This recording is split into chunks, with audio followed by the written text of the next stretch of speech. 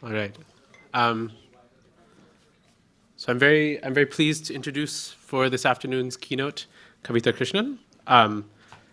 Kavita is the secretary of the All India Progressive Women's Association. She studied at St. Xavier's College and at JNU, where she became involved in student politics and in the Communist Party of India Marxist-Leninist. She's also the editor of the CPI-ML's monthly publication, Liberation. But on top of all this, as we all know, she's sort of emerged as one of India's most important and outspoken public intellectuals the last few years around issues from the Delhi rape case. She's one of the most important critics of the abuses of the Modi government and much more. And so, thank you. Is this okay? Yeah, let me just, yeah. So, thanks, Anand, and thanks, everyone. I've really enjoyed yesterday, the sessions yesterday and this morning, because I think it's an occasion to think about a lot of the dilemmas that a lot of us are facing and sort of think through the processes that we are, seeing today. And as activists, it's kind of interesting to think about how do we think about democracy or the constitution and all of that in a new way. So, and I found that a lot of the things I was thinking about or trying to work through, so what was being discussed here really connected with that and fed into that. So I think that one of the things which I'd like to do today is to just talk about how those of us who have had a critique of the Constitution or the critique of democracy as we know it, as it stands, and have a vision of something that goes beyond those boundaries of constitutional democracy as it emerged. What should be our position now that the RSS and the fascists are actually taking a hatchet to that democracy as we know it? So I have been one of those who in movement after movement, whenever there's a coalition happening, to say that our slogan shouldn't be to save something. It shouldn't be Bharat Bachao. It shouldn't be to save the country, to save democracy, to save the constitution, because what people hear when they hear that word is that it's about keeping the status quo. Whereas Modi is, as we all saw in over and over, so he is projecting himself as being the harbinger of big change and revolutionary change, and a bold person capable of who doesn't respect the conventions and all of that. So the thing is that, so what is our approach towards whatever civil liberties and stuff we have rested in the democracy as we know it, right? So I'd like to sort of talk about that question, which came up yesterday as well, and I'd like to talk about it today. And one of the things is, which is, Subir also mentioned it in the last in his talk, and on August 15th this year, Ram Madhav, who's the National General Secretary of the BJP, he wrote an article in the Indian Express which said coming full circle at 70, where he basically argued that for the first time in 70 years, you have all the constitutional positions, the Prime Minister, President, Vice President, occupied by people of a non-Congress ideology and what he called, conservative right. So he said, I'm using an American term, but it's conservative right. And he said that just as in America, the core of America is basically right-wing. Similarly, in India also, the core of India is right-wing. So it doesn't matter if it's Congress or BJP that has been winning, it's the core of India that's right-wing. So what he's saying quite clearly is that he says that so all the regimes before Narendra Modi's, they were basically alien and, Western, so Nehru and, Western and all of that. And he tries to say Nehru versus Gandhi. So Gandhi was all about the, the native wisdom and the wisdom of the villages and all of that. And Nehru was alien to all that. And it's that tradition that went on. And Modi is the one to make a break with this and to be a governance that's rooted in what he calls the genius of our country, which is rooted in its religio-social institutions like state, family, caste, guru, and festival. All right. So so basically he's saying Nehru is inheriting all these ideas from the colonial masters, and Gandhi's ideology represented the genius of India and native wisdom, etc. And it's all been sidelined till now it's finally found a home. And then he says that, of course, he's implying, as Subir also pointed out, they keep implying, but this is like really clear. He's saying that basically it's just these westernized, alienated liberals, deracinated liberals, who are uneasy with the Modi government and with lynchings, etc., etc. And he deliberately uses the word mob. So he says this is like demophobia. So you're all suffering from demophobia, and this is basically, he says that the mob, the humble people of the country, are behind Modi. They are finally at ease with a government that looks and sounds familiar. They are enjoying it.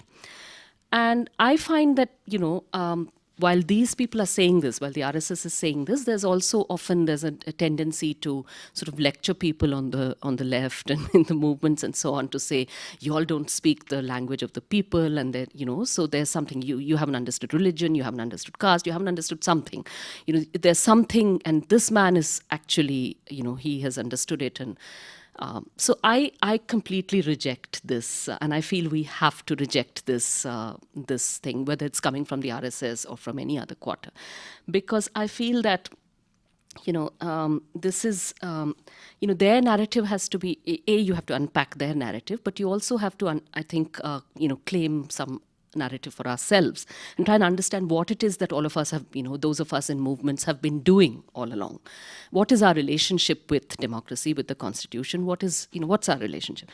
So I think that as far as Ram Madhav's and the RSS, BJP narrative is concerned, I think, one of the obvious things, of course, is that he's talking about how the president, prime minister, and VP, etc., from the same ideological fraternity. And then he's trying to imply that they are inheritors of Gandhi, but Gandhi's killer was of the same ideological fraternity as, as all these three. So, how does he add that one up?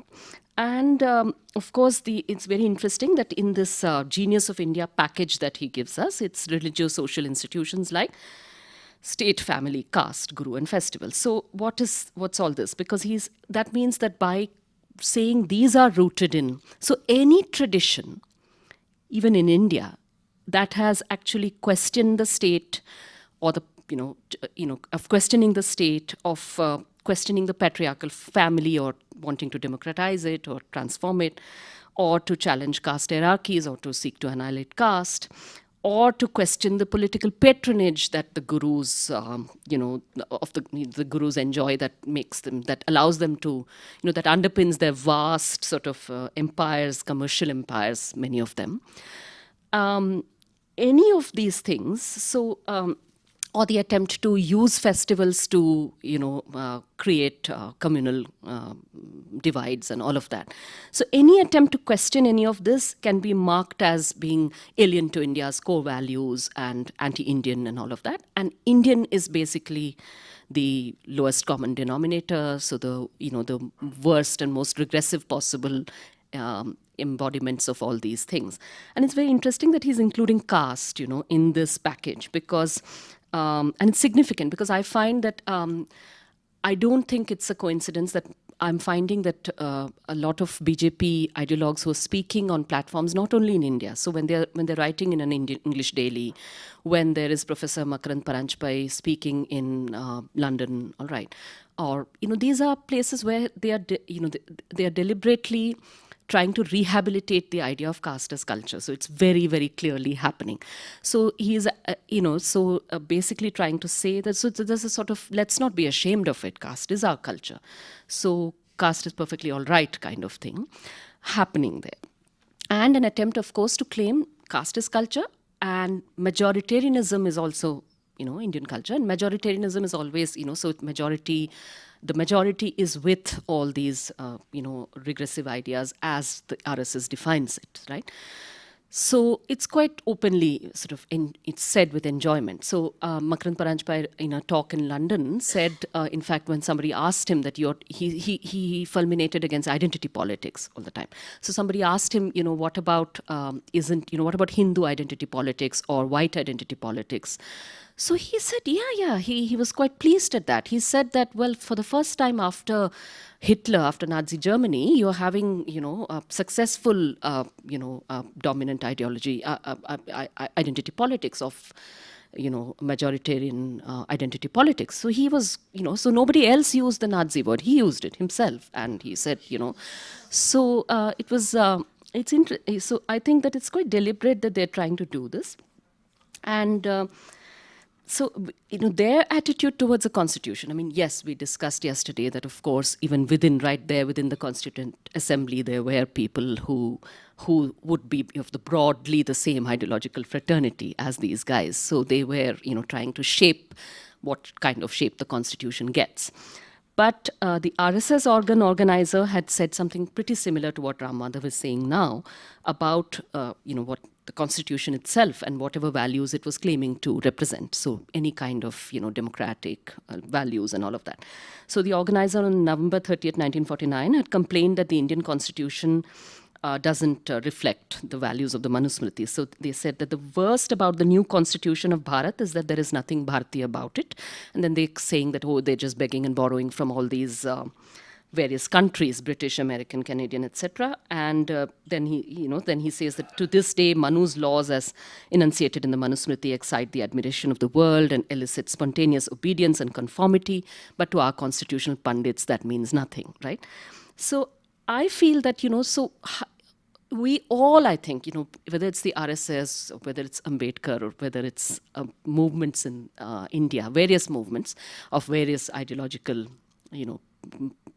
positions, social movements have, social political movements have, they have to contend with this, gap between, which we discussed a lot yesterday, but the gap between certain ideals, certain democratic ideals, or certain, and between a reality, a social reality that is, deeply, which is so many practices that are regressive, so many divisions, so many, so caste hierarchy, so many hierarchies, so much inequality. So Ambedkar, of course, talked about it. And yesterday, I mean, I think it was Ajay, I think, who said that when he's talking about constitutional morality and all of that, he's basically, that the idea is to say that that's because constitutional morality doesn't have deep roots in India, so the state's role becomes all that more important. But I think that there are many ways to read that sentence of his, because he's writing,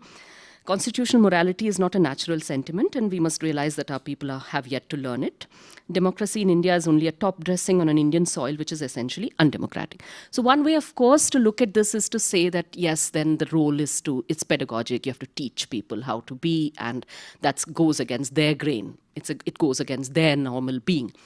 But I think that there are other ways of looking at this. And I feel that there is also, a strain of, self-critical engagement. And you see that, sometimes you see it, within the same personality, say within Bonkem, or, within the same personality, within the same person, within the same figures, the contest between the tendency to deny any kind of self-critical engagement with one's own society and to just, valorize, society as it stands now as being unassailable and you mustn't question it and this is good. And at the same time, self-critical engagement. So along with the freedom movement, along with resisting, colonialism, there's also, self-critical engagement in various movements, of various strands. So I feel that even today, the fact that many of the social and political movements, and it's not particularly new, it's not only the RSS that has been trying to imply their alien feminist movement in particular, you face it all the time, that, this is all westernized, Western. But I think where does that confidence come from? Where has our confidence come from? I think the confidence comes from the fact that you do recognize that there's contradictory consciousness within people, that there is also within, sometimes with, often within the same persons, the wish to, so an egalitarian impulse, impulse against inequality. And I think that even the RSS and so on recognize that. Other, ruling class formations also recognize that. And, they try to appeal to it or accommodate it in their ways. and what movements on the left or other movements that are self-critical, I would, although they're not, they may not all be left, they may not all be communist left or whatever, but I think there's an element of self-critical engagement in those movements. So those movements are trying to appeal to the same person, and trying to appeal to them to strengthen what is foreground and strengthen what within them is a willingness to engage self-critically and to change and challenge hierarchies, to change and challenge practices, and to be a better version of their their communities and better version of themselves as Indian citizens, all of that. So I think that effort is something, if we see what we've been doing as that, rather than as being something, rather than feeling guilty about its being pedagogic or anything. It's not exactly pedagogic. I think that, if we recognize that people are not, seamless, there's not just one homogeneous way in which that person is, that there are, what Katinka was saying, that within the same person, if there are two, more than one way of being, then you are trying to appeal to one way of being that, is with a certain vision. Also, I think that the question about how do we see our relationship with a very deeply flawed, with a democracy that is broken in so many ways, with a constitution that hasn't answered, it hasn't given people. So it's there on paper, but it's not there in, what Ambedkar said then, but everybody is, So Ambedkar, when he is writing the constitution, is actually saying that, well, maybe you don't need to, maybe you won't need unconstitutional ways of protesting. So even satyagraha, etc., and any other way, you won't need it because, here are the constitutional ropes and you can use those, right? But he's also recognizing that there is this, tremendous divide. So I think, all the 70 years that we've had, people have basically used those methods. They have, and they are no longer even seen as unconstitutional methods. Or, there may be attempts to discredit them, but movements they have a certain legitimacy of their own all over India. So people see them as people see movements and people's movements as being something good. So I think that those movements, what has been their relationship with the constitution and democracy? So I think one of the ways in which I think about this is the phrase that Kannabiran used when he was using the constitution as a tool in courts to expand, so he used the word the insurgent jurisprudence of insurgency. So the idea that, it's not a constitution that we entirely, it doesn't have to be that we say, oh, this constitution came into being in this tremendously democratic and revolutionary way, and here we are to save it. But the point is that there are contradictions within the people with a small p. There's also the contradictions within that constitution as well. And there is stuff there, and the ways in which people have strengthened parts of that, which reflect sometimes in court judgments. But, basically what has happened in the court judgments are also often things which reflect stuff happening outside those courts, extra parliamentary, extra constitutional movements and so on. So, and also I think that some of these movements, just to, I was struck yesterday by the discussion we had about, with Anu's paper about basically what do movements like this have to show for themselves if they don't have big successes to their names? And if today here you are with this whole, sort of fascist consolidation happening, so there's a tendency to say, kya kiya, what have you achieved all this while? So you don't, some left government somewhere, but even those are now kind of going on, and what's going to happen, and all of that. And I feel like saying that then we also need to recognize, and it's not a second best, okay? Yes, we have to play in the political sphere and win political successes, but political successes also, the notion of political success also has to be broadened, because I think the transforming of everyday social relationships, everyday socio-political economic relationships, those are also extremely important, and those have been. I mean, just to think of our experience, our movement's experience in 1980s Bhojpur, of completely transforming the social landscape there, where the garib, the poor person, who is basically oppressed caste person, very often a woman, who is working in fields in a completely feudal setup, not allowed to sit on the same charpai, not allowed to bargain about wages, all of that. That scene is, substantially transformed. And, that is an achievement. That's an enormous achievement. So I think that those things, and how did those happen? Basically by, I think inhabiting the space, those movements inhabited the space there with a tremendous confidence, with a tremendous sense that we have a right to belong here and we have a right to do this, right?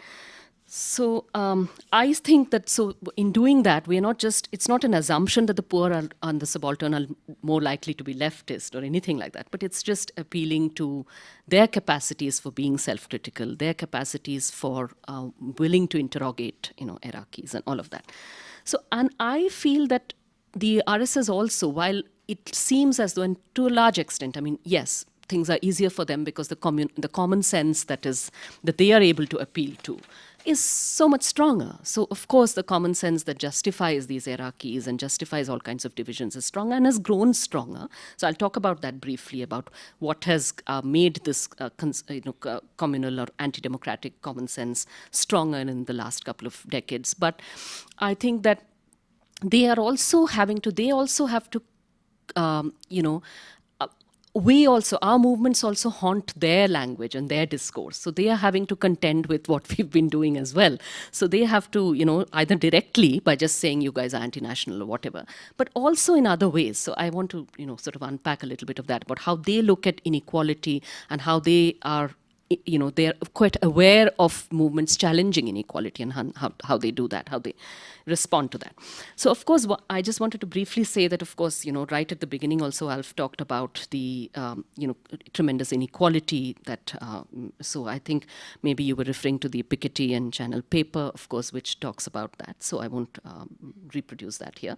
But I think that in the late 1980s and 90s, you've seen the, sort of global emergence of a neoliberal and Islamophobic common sense.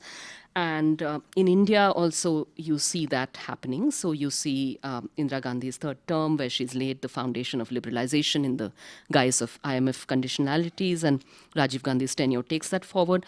And in that period, the Congress also, there's a majoritarian shift in the Congress also, which is marked by Indira Gandhi visiting the Bharat Mata Mandir and the anti-Muslim pogroms at Meerut, Malyana, Hashimpura, Bhagalpur, all of that, Operation Blue Star, 1984, everything. And Rajiv Gandhi's call for a Ram Raj in the 1989 election. All that is sort of well known, opening the locks of the Babri Masjid, all of that. So in this climate, I feel that the meaning of nationalism in India was stripped of this. There's an attempt to strip it of this self-critical or anti-imperialist content. So there's an attempt to say that globalization itself, which is literally anti-national, it's not pro-nation, but it is being termed as development and equated with nationalism. So instead of any anti-imperialist solidarity with formerly colonized nations, nationalism is redefined as the ability to compete in a global world and emerge as a world power.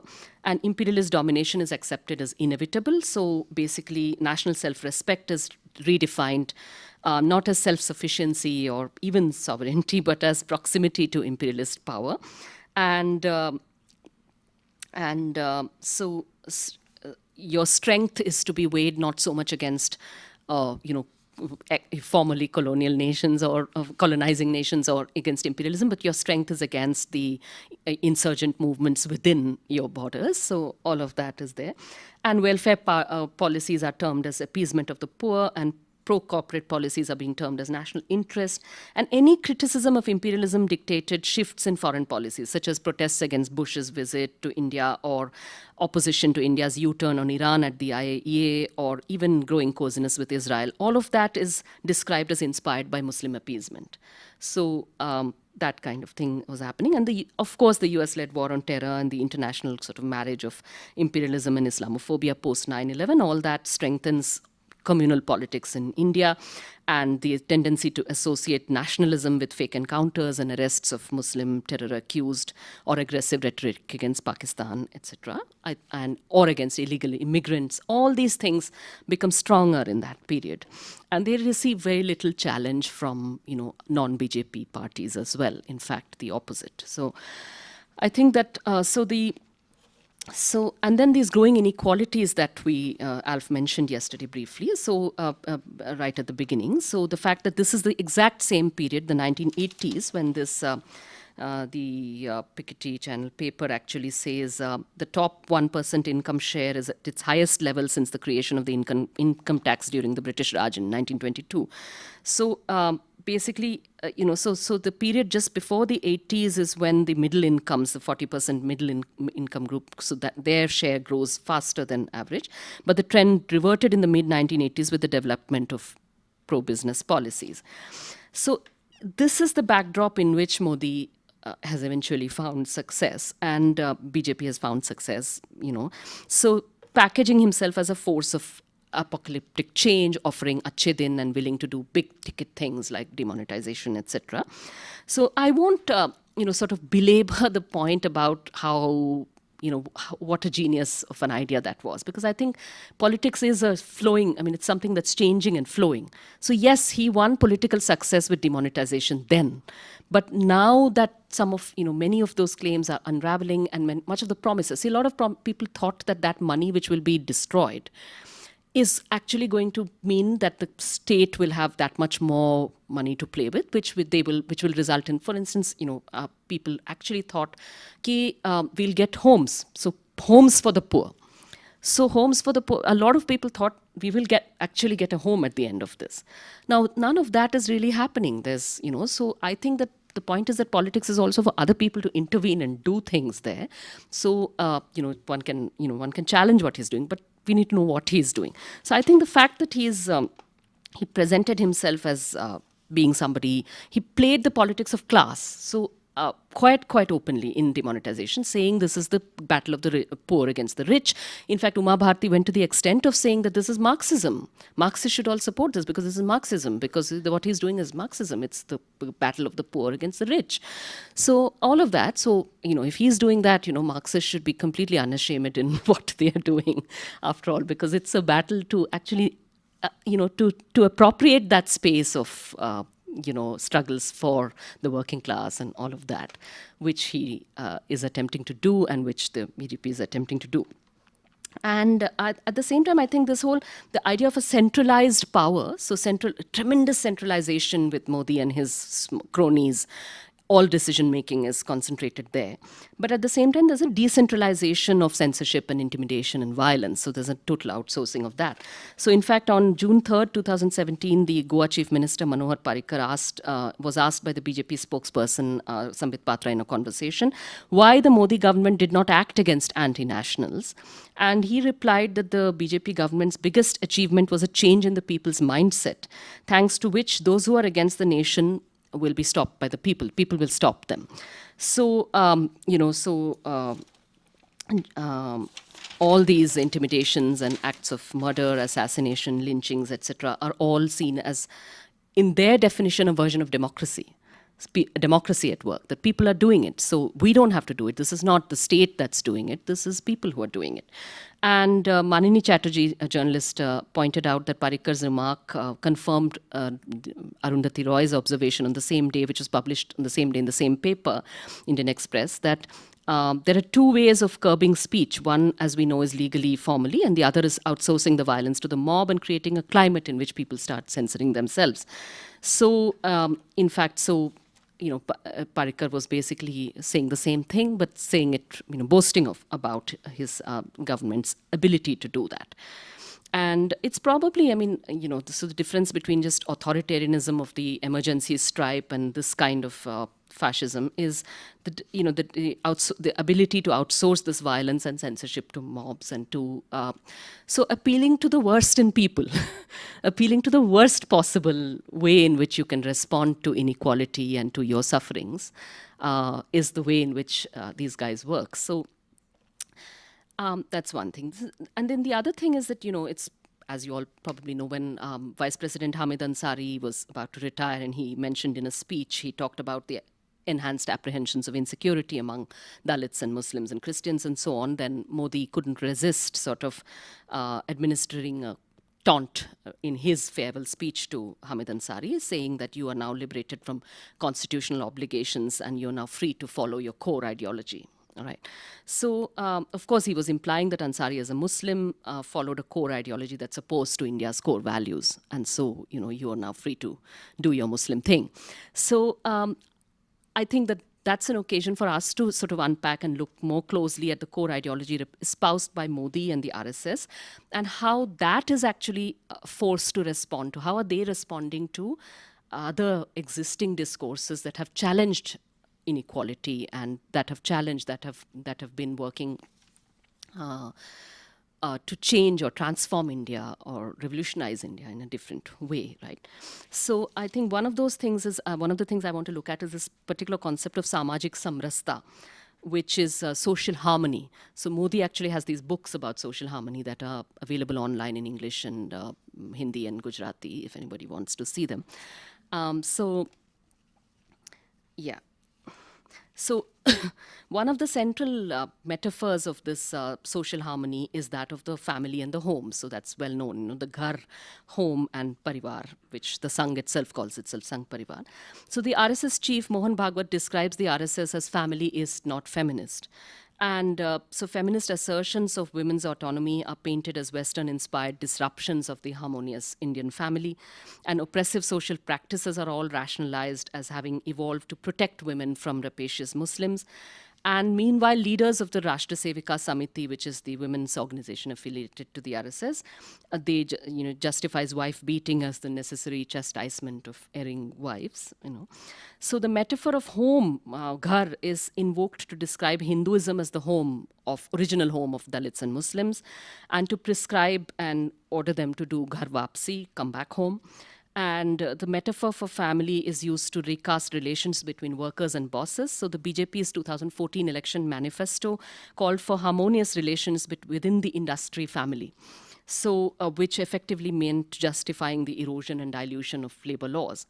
So I'm mentioning this also because I think they're saying it in response to a working class movement that is seeing these relations very differently. In fact, there, at least where as far as those relationships are concerned between the boss and the worker, family is certainly not how it's seen. It is not. It is not the dominant common sense there. So it is their attempt to try and insert this idea there, and I think with limited success, but somewhat success where they're able to, I'll come to that later, but how they manage to control, women laborers in certain factories and all of that by saying, we are parents and these are our daughters, and so we have a right to control how they conduct themselves and conduct surveillance on them, won't allow them to keep mobile phones, etc., etc.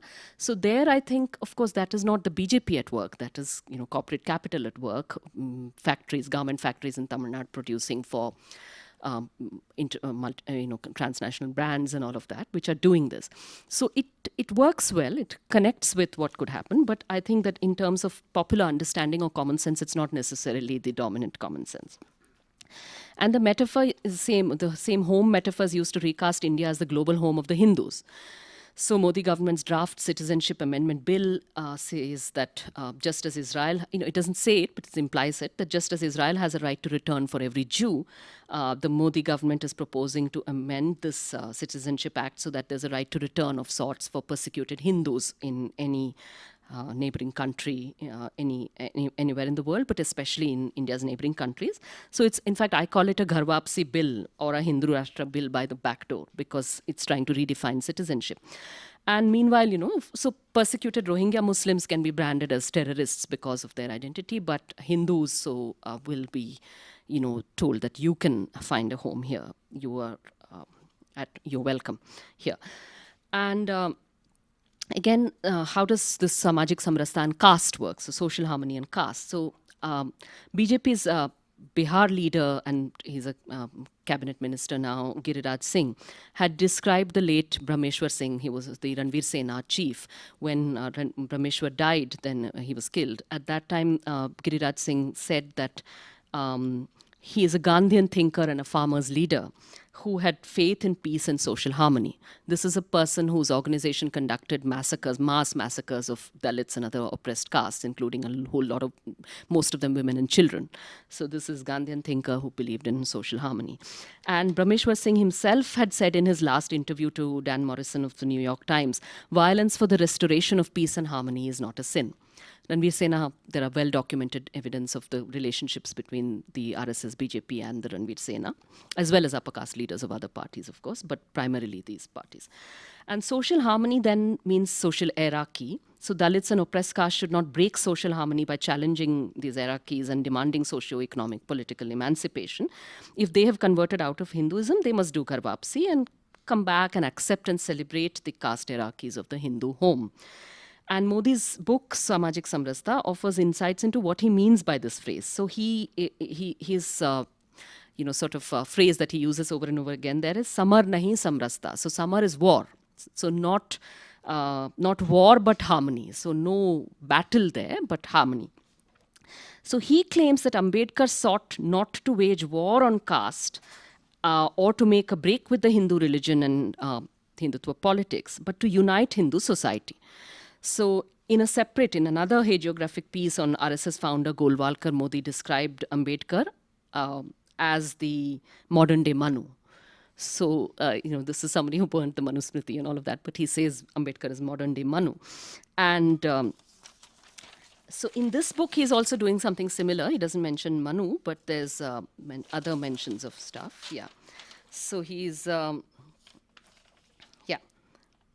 So he's, so he narrates the story of one Veer Meghmaya, who is a Dalit iconic figure in Gujarat. It's probably mythical figure, to valorize him, because Veer Meghmaya is this, so the story is a long, complicated one, but basically it's a story of a Dalit person who is, there's a lot, he gives up his life.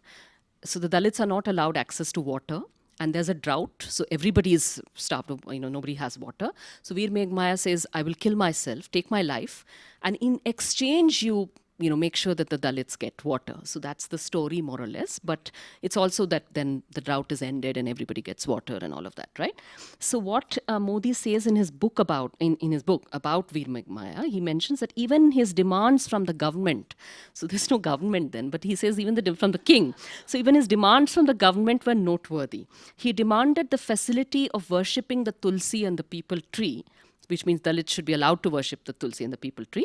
And we may think of asking for a 2-acre plot of land so that our children may be prosperous.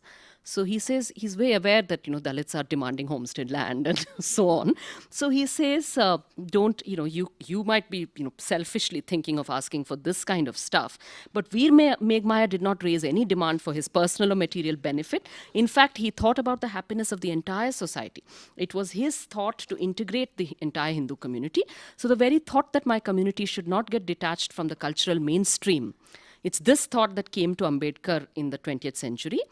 And in fact, it came to Veer Meghmaya nearly 1,000 years ago. So, and he says, when he's talking about Ambedkar also in several other places, speeches and all of that, he actually says this, that Ambedkar was slighted, Ambedkar was treated badly. So, there are autobiographical stuff about how Ambedkar was treated badly because he was a Dalit, but he never held a grudge. So, you shouldn't hold a grudge either. So, And it's very interesting because actually I was pointed in the direction of this book by Achyut Yagnik, who had, when after Una, where the slogan of Dalit Muslim unity began to be quite consciously raised by the Dalit movement at Una, that followed in Gujarat after Una. So he said that there is a passage in this book, and there is about a long passage of Modi's against the slogan Dalit Muslim Bhai Bhai. So Dalits and Muslims are brothers. There is a long passage against why that slogan is a wrong one and should not be raised. So again, he's having to respond to something that has traction somewhere, which is why. This book is not something he's written. These are his speeches, collected speeches, which he's been making in Gujarat over a long period. So they're not like recent. They are, over a period of quite a few years. So instead, throughout that book, he refers to Muslims only as foreign invaders, and he talks about the cruelty of Muslims and so on. And in a speech, and what about gender? So in a speech given in Rajkot, he doesn't say very much about women in that book, but in a speech given in Rajkot in 2004, which is in that book, he says that, well, today it's okay for intercaste marriage and so on to happen. But before this, like 15 years back, he says still about 15 years back, there's an economic rationale for intercaste marriages. So because there's a caste-based division of labor, and, so that's why marriage based on caste was okay because a potter's daughter is best fitted to be a potter's wife, etc., etc. So all of that. So he's actually expounding that rationale while saying that today, the world is changing. Not everybody is doing the same job that their parents did. So now it's okay. Intercaste marriage is okay. But, so then there's this repeated, so Modi and the BJP are now trying to, do this big sell on Deen Dayal Upadhyay. 5 minutes? Yeah. So I'll very quickly. So Deen Dayal Upadhyay. So I just want to quickly read out that passage from Deen Dayal Upadhyay, and that's it. So Modi said this thing in a speech about how Deen Dayal Upadhyay, so he's talking to BJP cadres, Modi, and he's saying Deen Dayal Upadhyay asked you to treat Muslims as your own, right? So unko puraskrit mat karo, parishkrit karo. So don't reward them, but so the word was translated in much of the Indian media as empower them, but it actually means refine them or cleanse them. Okay, so so he's saying that word, and much of the media covered. The headlines were all about, oh, Modi is actually wagging a finger at the BJP cadres and saying, treat Muslims as your own. So what's that passage actually doing? What is Deen Dayal doing in that actual passage? I'll just read out. This is. So in the tract that Modi is referring to, Deen Dayal is saying, the separatist and anti-national attitude of the Muslim community is the greatest obstruction to Akhand Bharat, undivided India. The creation of Pakistan is a triumph of this attitude. So those who have doubts about Akhand Bharat feel that the Muslim will not change his policy. So he's talking to the Congress types who are saying Akhand Bharat is not going to be real. So he says, if so, then the 6 crore Muslims in India are detrimental to the interest of India. So would any congressman say that Muslims should be driven out of India? So if you don't want them to be driven out of India, then they will have to be assimilated into the national life of this country. And the phrase he's using is samras karna hoga, so harmonize them with the rest of the country. If this assimilation of Muslims is possible within geographically divided India, then it won't take long for the rest of the geographical territory of Akhand Bharat to assimilate with India. But apart from making Muslims Indian, we must also change the 30-year-old policy of Hindu-Muslim unity, which Congress adopted on a wrong basis. If we want unity, we must display Indian nationalism, which is Hindu nationalism, and Indian culture, which is Hindu culture. We must adopt it as our guiding principle. So I think, a lot of what they are doing is quite clear. And the fact that they are having to contend with other narratives that the people's movements of this country have achieved, and it's before and since independence. So I feel like, just to end on that note, that yesterday the question was coming up, we are defending democracy as we know it. What else to defend? But what about, so I could sense that the dissatisfaction there is, isn't there anything beyond this? So I'm saying even those of us who have thought of something, whether we say it's a, democratic revolution or some, whatever vision of revolution there is out there. But I think that the fact that whatever movements are happening now, and point is that these 3 years of Modi rule have also been periods when remarkable new movements have happened. Okay, so there's a lot of new ground being broken there. If you take UNA, take the BHU women's movement, all of this, there's all kinds of new ground being broken. So the point is that if those of us who are in movements have a vision beyond that, how, and we are also working to expand and deepen democracy right now with the vision of a more democratic, society one day. However you transform that, it may not be, So I think I like to, there's a poet called Maheshwar who was with the Jan Sanskriti Manch. He's passed away a long time ago. But he has a song in which the line is that Kal ka geet liye honthon par aaj ladai jari hai. So you have, you are with tomorrow's song on your lips, you are fighting your battles today. So I think that is kind of the way I look at our relationship with democracy and our experiments with democracy in the here and now, while having a vision of a more. And I feel, therefore, that our fight against fascism can't just be this negative fight, this defensive fight. To say, oh, how do we just somehow oust them out of power? Of course, that is important and has to be done.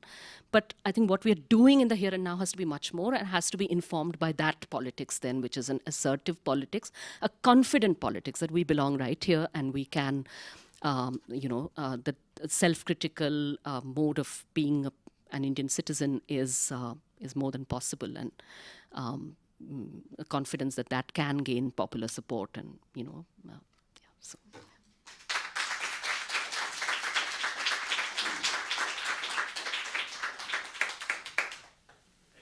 have half an hour for questions. Subir, Ajanta.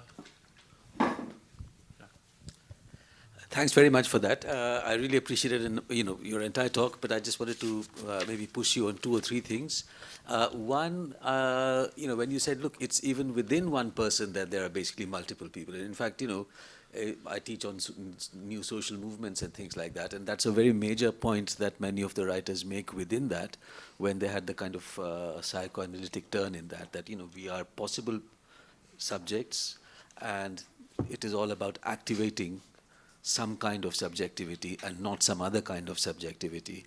So right there you have a kind of a politics of hope for democracy, if you like, which is that there is no closure of a subject being formed forever kind of thing.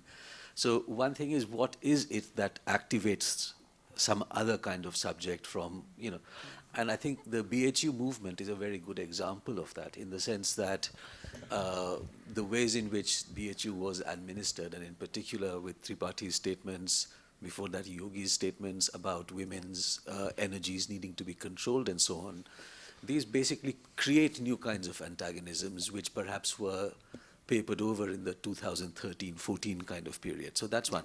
The second thing is, you brought up Makaran Paranjape and his London visit. And that is a very good example of a, subject which is 2 ways. Like, for example, Prakash Shah, who invited him over. Yeah. On the one hand, is a defender of caste, and basically says that the anti-caste movement in the UK should not exist because caste belongs to culture, and is at the same time a kind of a legal activist on behalf of refugees and so on. And in London, I've met very often people who are very committed to the anti-war movement, as well as being very, very strong, kind of Modi supporters. So the interesting thing there is, where are they getting the resources to make that kind of an argument about majoritarianism, which they believe is true democracy? Okay, so for example, if you look at the work of Rajiv Malhotra, the Infinity Foundation people in the US, Bal Gangadhar and so on in Belgium, they make a lot of use of some kind of post-colonial, decolonial theory, and are quite happy to quote Edward Said and those kinds of people in defense of Hindutva. So, the battle for all of this is also now taking place in a transnational space, and perhaps one, element of that is within the kind of academy, if you like, or in the realm of ideas. Do you want to respond to that, or No, should we no, take take a few? a few Yeah, more. so Ajanta, then. Subir sort of stole my question, but maybe I can just ask it in a slightly different way. One of the wonderful things about your talk was just this sense of politics as a process, right? And it's a process where even those like the BJP and RSS who claim a kind of organicist model, right, of the political subject, are actually quite malleable, right? That they borrow from other movements, right? They have to kind of echo other languages of politics, right? So, one gets this sense of a sort of open-endedness, right, to political process. And that even victories like, Modi's via demonetization are provisional, right? And they can sort of be overturned, right? On the one hand, I got this real sense of a sort of dynamism, to the sort of political sphere, its open-endedness. But I just wonder whether this notion of a kind of contradictory common sense, right? I think that idea of a sort of contradictory common sense, to me, suggests a weird sort of fixity, right? That there are these sort of elements to common sense which are there, and one has to appeal to sort of one side of it over the other, right?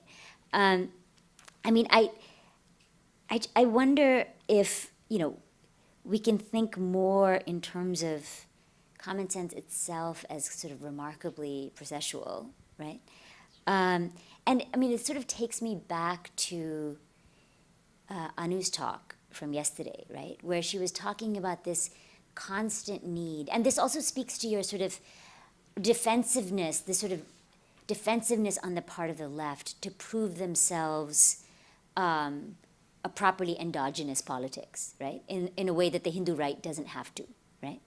That you have to sort of keep sort of working against this sort of argument about, this being a sort of Western, an imported Western politics. And, for me, Anu's point about this necessary interplay between, universalizable categories of politics and a radical empiricism, and how one has to sort of move continuously back and forth between the two, right? And you spoke of it in terms of self-critical engagement, right? To me, that seems a better approach to thinking about political subjectivity than the notion of common sense. There's just something about that idea, and the idea of a contradictory common sense in particular, right? Which seems a little too static to me. It seems like a sort of model of bifurcation, right? And that somehow one will sort of arrive at a kind of resolution of this bifurcation, and that's just not. I just don't think that that's that helpful. So I wonder if you could speak a little bit about what I see as a tension between your sort of model of politics as process and your notion of common sense, which seems a little bit sort of at odds with it. Yeah. Take one more, if you yeah? like. Yeah, 3 Yes, at a Raka. time is fine. Raka. So really wonderful talk, and I really liked very much how you ended. With the line from the poem. It sort of made me think of the concept of a prefigurative politics, right, in which you model within political movements a sort of world that you seek, but that does not actually exist. But you can model it within a particular a political movement today. And so that in the US, that's what Occupy Wall Street tried to do. They tried to have, child creches and moneyless interactions and labor sharing, a sort of modeling a concrete anti-capitalism-ness. Because that's what they would like to have seen in the world, but that doesn't exist, right? And it's what the communes, the communist communes had, a long time ago. And I'm wondering if you could talk a little bit more about the existence of that kind of prefigurative politics in the political movements you see. Okay. Should we just take that for now? Yeah. Is it okay? Oops. Okay. Yeah. Okay. Maybe I should just hold it. Yeah. Yeah. So. Subir's question, I think it was a comment more than a question. So I think, yeah, you're absolutely right that this kind of, what is it that activates, so if I take your question and Ajanta's together, as in terms of, I don't really see it as being some kind of just an artificial sort of, maybe it came across that way as sort of, your mind being partitioned into various kinds of, bits and pieces, and so you just appeal to one bit or the other. I think it is a process, and it's. I'm just saying that the way in which people respond to different situations is not fixed. So the idea that you've already lost because I don't see I don't feel it as a defensiveness about the left. I don't feel it as a defensiveness about, we have to keep proving we're not alien. Not at all. It's the other way. I feel that there's this, if it's a process, then you shouldn't feel already defeated, that people are likely to hold views that are undemocratic or anti-democratic, even in the same person, right? So somebody who's in a trade union movement but is willing to, is good on some things, but is actually willing to think communally in a Delhi basti about their relationship with Muslims, right? Or their relationship to women, a male, a man who is a worker and the way he sees his relationship to women. So all of that, or even a woman who's in the movement, but her, ideas about Muslims, right? So I feel like there's that space to think in terms of if there is a possibility of change happening there, then how do you try to build some kind of radical solidarities there. So people, which I keep thinking of in terms of empathy. So on an everyday basis, about transforming everyday relationships and everyday the way people see each other. So if you're able to, as a woman, actually think of yourself in, being targeted for the way you dress or the way you look or your supposed, character and all of that. Are you able to see how in a different situation the same thing is happening to someone, a Muslim, for the way he looks, or the way he's continuously judged based on how he looks, or something like that, so, or she looks, so something like that. I mean, I'm just thinking in terms of how not just in the big movements to change one particular thing, but in terms of how people view each other. So I'm not sure if I'm able to answer that question very well, but I do think of it in terms of a process, and so an attempt to be part of that process and to change some of the ways in which people look at each other and perceive their relationships with each other. Sections of communities, change their relationship with each other. So I don't know, not going very much. I think this whole thing about how they are, Rajiv Malhotra. Now the thing is, yesterday we talked about how the channels and all try to portray themselves as outliers. I think their intellectuals in particular, really try to portray themselves as outliers, and they do feel. I think maybe genuinely they feel that they're outliers and they haven't gotten a space to. So they're trying to do a whole lot of things, but I think that that's still probably in that intellectual sphere still a sort of sore point and a weak point. Because, just to share one example, recently there was, Makrand wrote this review of a book about the RSS, where he spoke about a journalist, the Caravan magazine editor, Hartosh Bhal, saying he is a Khalistani he has been described as a Khalistani bigot. Okay, so Hartosh sort of took him on to say, where have I been? How are you able to call me that? Based on what? Based on what fact? So then he said it's in Wikipedia. And and before that, this guy had written Madhu Kishwar had been tweeting about Shehla Rashid, who was a JNU student, saying, oh, look at her, she's this, Islamic plant and all of that. And he said, oh, she says, she's gotten, these people are getting, Kanhaiya, Shehla, etc., getting book contracts. When the likes of us don't. So Makrand chipped in and said, yes, I'm sure Juggernaut will not offer you make an offer for you to write a book. So I couldn't resist, saying, but you're giving Wikipedia, next it'll be WhatsApp forwards as references, and Rajiv Malhotra also was caught in that plagiarism thing. So I think intellectually in that sphere, they're probably, there is a certain sense of, they feel oppressed and they feel excluded and oppressed, but I don't think very much headway they're making there. Now, I think, so what you asked me, I tried to answer. It's a tough one, so I'll think about that.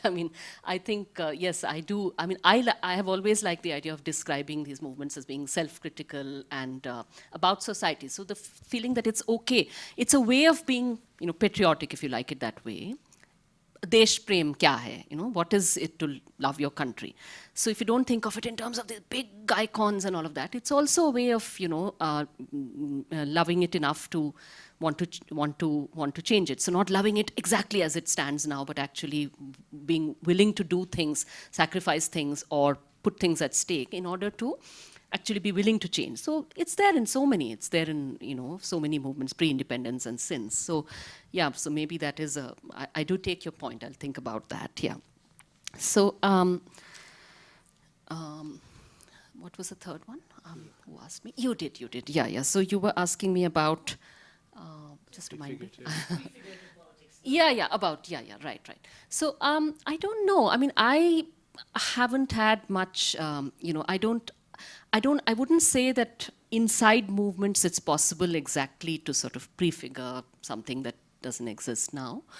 I wouldn't say it's that simple. I don't have a very good impression of the communes and all of that, not the ones I have, there's not much in our movements, but the ones I've seen, for instance, SUCI and all of that, I'm not at all, sort of happy with those. Okay, so I don't know. I think that it's not so much in terms of prefiguring relationships now to fit something later, but just willing to sort of, expand and explore newer ways of being, while saying that things can be different and that tomorrow's society may be a different one, and it's possible to imagine it that way, yes.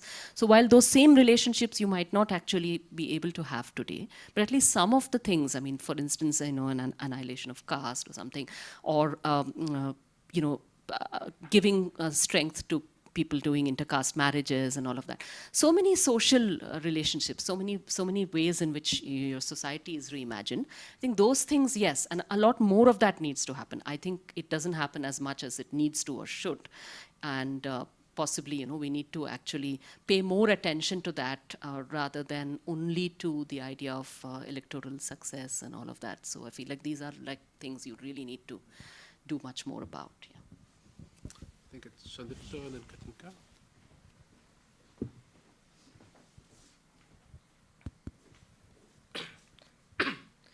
This is a question mostly out of curiosity as your experience as a political actor. I was wondering because you kind of describe the self-identification new right, how they identify and the way they sort of draw the contours to just sort of go to the other side in terms of the left. What do you think in terms of the present or even the future, I guess more importantly, is what would that left look like? And I ask it, I mean, if this part of the answer, of course, the struggle sort of creates that constituency, but in terms of the social configuration, where do you see sort of the most potential in terms of cleavages, with social groups, which kind of possible alliances, in just terms of your experience? Yeah, thank you for a very interesting talk. Just a thing that comes to my mind, and to try to sort of bring it out from the Indian exceptionalism, which one tends sometimes to get in conferences like this. What we've seen in so many parts of the world, including here in Norway, is the loss of those who have had been our political representatives for a long time. I mean, in India, Congress has lost. Here, the Labour Party has lost. In the US, the Democrats have lost, and so on and so forth.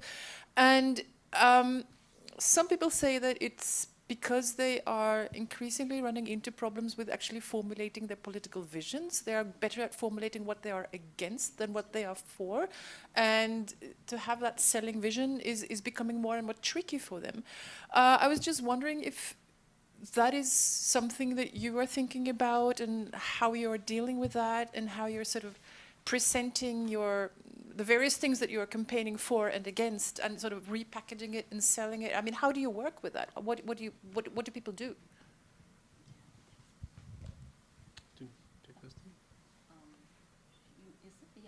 Oh, I didn't see. In a sense, what everybody is pushing is this idea of Sangharsha and Nirman, and the Nirman part has been missing, and the Nirman is what has made the RSS so successful, right? So, in a sense, your vision of Samajik Samrasta, like, what would that look like, and how would you do the Nirman part to... I think that's, that's a lot. So I'll come to Shandipto's last, because that was a little more general. Both of your questions about basically what one is for and what kind of change you're looking for. So I think in terms of, and also connecting back with what Raka was asking, I was trying to think a little bit about that even as you people were speaking. So for instance, Nandini, also in your book you'd written about, when one of our MLAs in Jharkhand, Mahendra Singh. So the fact that there were they're small attempts to sort of, re-envision, things like community kitchens and so on, in a way in which, on a small scale, because it's a small constituency. It's a constituency. It's not, you can't do it on the state level and all of that, but something in that direction. So other things also, in terms of how,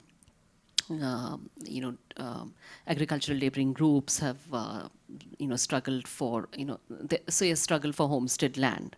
So then if that actual community gets formed, if that land is gained and there is actually a settlement, then how, so there have been some attempts to sort of envision what the relationships in that community will be like, and how things will be, so what kind of schools will function there, and what kind of values would you impart over there in schools or something like that, right? So there's been some of that. But I think that it's more in terms of, now I feel like not just on the left, but if you look at even other groups in India, even say, even the rise of the Aam Aadmi Party to some extent, which has tried to actually present itself as a version, to some extent, to a version of the left that can get electoral success. It's tried to package itself that way to some people. It's tried to be many things to many people, but it's tried to do that. So I find that interesting as a clear idea that many of the things that one says one is fighting for, like better wages or better social security for workers and so on, that those need not just be pigeonholed as trade union demands and so on, that they can have political traction, as proved by Aam Aadmi Party's success in doing that. So clearly that means that the left also should be playing to those strengths, playing to those ideas to say that this is what we stand for. And to some extent it is doing that, or the left here and there is doing that. But coming to what Chandipta was asking, I think that for us now on the left in India, I think the crisis that the left is in is like really, really apparent. And it's a long story, but just to put it kind of really briefly the way I see it, is that the way in which that crisis is usually portrayed, say in dominant perceptions in the media and all, is that it's this outdated ideology that should have died a long time back and just isn't in sync with modern ways of thinking about the economy, etc., right? And that the left went wrong by being left. Whereas I think that the opposite is actually true, that where the left actually lost, so in the big losses that the left has suffered, apart from the the general struggle for survival of the left, your everyday struggle for a party like ours to even, to hold, whatever of its own it has, and it's not very much on the large scale of India, but some kind of political presence somewhere. But I think where the parties that have had a far greater presence, the mistakes they've made were not those of being left, but of actually sort of adopting the common sense of SEZs or whatever it is being inevitable, and you have to be with them, right? So I think if one realizes that, and one sees that even for a Mamata Banerjee who's deeply anti-left, but the point is that she plays to those whole sort of peasant consciousness and Ma Mati Manush and I'm there for, so it's another matter that actual practice doesn't do that. So the thing is that if she is recognizing that it's possible to play on that and win electoral success, then the left also ought to do that rather than continuously harping on the Tata car or whatever it is to say, this was destroyed and we were for that, So that's actually something I think that the left needs to recognize as a possible, that it's perfectly possible to have electoral success and all kinds of political success by playing to those strengths, to those things, and to describe that what we are for better. So that I think, yours and Nirman matlab उन्हीं चीज़ों का निर्माण. So I won't talk about exactly what kind of societies. I think certainly not a society of harmony of that kind, but possibly definitely. I mean, I was thinking a lot yesterday about what you said about peace, and I have been thinking for some time about the need for peace movement to actually. The way I would say, for instance, one of the things I would think about in terms of what the left, what we could think about in terms of peace movement, all right, is the idea for a long time that, you have people deployed from such poor backgrounds and deprived backgrounds in Bihar or Jharkhand and so on to Kashmir or the Northeast to to participate in this repression. And each death there will be, flogged for political benefits here, in this place. So the fact that we actually in India have not had a movement which is talking to families of people in the army. So peace movements in other, in the US and so on, and did that in a big way. So I think talking to veterans or so that conversation almost doesn't exist because, it's it's almost seen as if their dead bodies come, then the left, if left leaders even go there, it's seen as, oh, you're also playing into that discourse of ye shaheed ho gaya and all of that, right? That he's a martyr to the Indian, the Indian state's war on people. But I think that going beyond that, going beyond just, sort of showing sympathy or whatever, actually being able to say, why would you become fodder for that? So to reach that place, you actually need some engagement. And I really think like one of the things on my basket of the things I would like to see us doing as the left is actually to build something like that.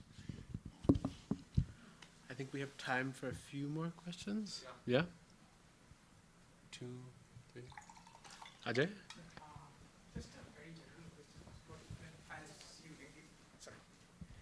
Just a very general question. As you engage with these questions of Hindutva, are you tempted at any time to make the kind of distinction that, say, somebody like Nandi makes, right? Between Hinduism, not strictly speaking, but between Hindutva and other forms of religiosity, and what kind of attitude do you adopt to religiosity in general? No, I know, but that's what I'm just going to add a little bit. For example, I mean, if you look at the Latin American left, they did take on, kind of folk Christianity and liberation theology and so on. And in fact, a lot of the literature of the 80s and 90s from Latin America makes the point that without that, the left cannot have traction amongst, the core constituencies that they're thinking of. And if you think of the 30s, 40s, Swami Sahajanand and all of them. Yeah, totally. And that's it. Yeah, I was actually quite struck by your talk about the family, the metaphor of the family. And I think that is closely tied to the frame of the nation, and I was wondering whether you think there is room on the left to move beyond that, because you're talking about, Deshbhakt, the element of patriotism and so forth, and whether the dangers of the family metaphor at a time when, we're talking about sort of the unprecedented kind of, son preference, sex selection technologies, the kind of very, destruction of family in that sense going on, among other forms of violence, right? So is that something that really needs to be taken a lot more seriously, that maybe the frame of the nation and the family metaphor itself is more or less defunct or problematic? Can I say one thing about the religion? No, just to say that I mean, there is a very, very long tradition of Latin American liberation theology, right? So, I mean, this is something that has been homegrown within churches, right, for a very long time. So, it's. I mean, I think that's less of an example of a kind of a Marxism or a left politics meeting religion, right? That like the two have been so imbricated for such a long time, right, in the context of Latin America. And I don't know whether that kind of formation exists in India to the same degree. So I just wonder, I don't know. That's just, you know what I'm saying? Like there's Because what's happening is something, it's good that we're having this discussion, and I think what's happening is, again, a very scary form of a very homogeneous Indian imagination happening right now in this circle, right? So I think I've been noticing it since yesterday, when we really have these claims, one sentence claims that, no, it didn't happen in India after 47. No, in India, this was the process. I think, Kavita, like you were saying, how do we then understand small movements all over the country, Yeah. right? How do we then talk about a politics of inclusivity? Especially in the Northeast, I think liberation theology has been so foundational. yes, right? and in Kerala too. Yeah. Exactly, in Kerala too, in understanding processes of, truth and reconciliation, the entire reconciliation movement that started in the late 1990s, which is still going on in the entire region, I think has been heavily influenced by liberation theology. And for a lot of people from different denominations, but at the same time secular people, including atheists, have been brought into those forums. Yeah. to talk about it. And I think what we need to be careful is really the kind of overlapping subconscious intellectual claims when we say, and I find it a lot in discussions, especially to do with contemporary Indian politics, the claiming about we is very Yeah. disturbing, right?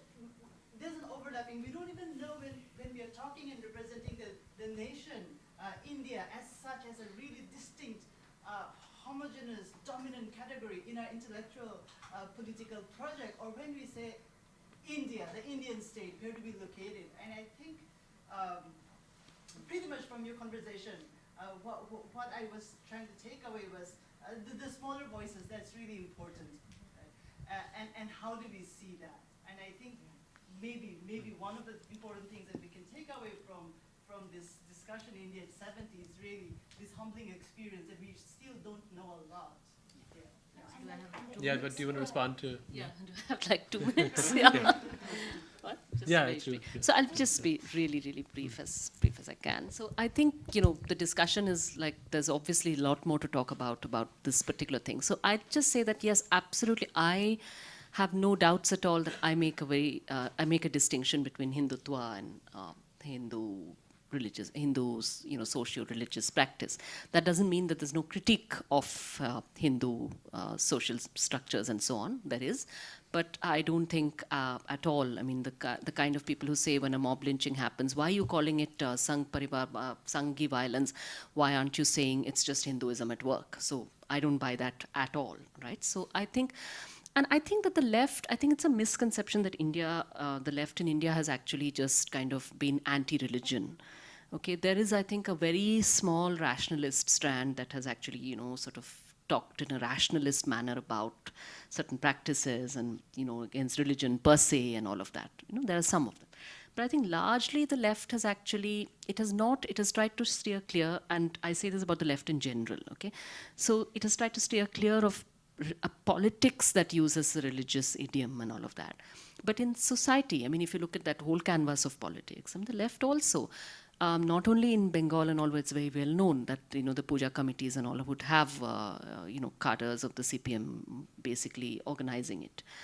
But even I know in our own experience in Bihar and Jharkhand and so on, you have to sort of play that, it's true that you don't want to make that. But the point is, if the puja committee is going to be dominated by the RSS guys who are going to insist that then the julus or whatever is going to go past the Muslim mohalla and create a danga there, you have to have your people there to say no, And similarly, other practices, I mean, more heterodox or eclectic practices and all of that, to welcome those. To Ganga Jamuni Tehzeeb, it's not only, I mean, it's not only people writing about it, columns and papers. I think very much in the practices of the left on the ground, it's been very much there. That's been something that people have played to. People have tried to say, these are local, so there'll be, meetings to discuss, local practices of sharing and all of that. So there's been that. I don't think there's ever been really a opposition to that at all. So I think that while it's not, I mean, liberation theology kind of thing, I don't really see that happening in India. I don't see a language for that. I don't see a way for that. I don't see Buddhism as the bearer of that standard at all. I don't see that taking that place.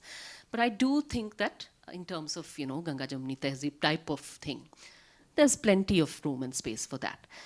So I just, the last thing I want to say was just, forgot to say in response to Shandipto then that, the left, I think, the identity of the left itself, rather than just being the parties on the communist left, I think there's a much more, this is a period when there's a opening up of conversations with a wide variety of other movements also, including Ambedkarite and all of that. So while there is some strand of Ambedkarites that are, hardening against the left, but there's also a much greater conversation happening. There's with the environmental movements, with so many other movements. So I think that is something I do see developing in the days to come.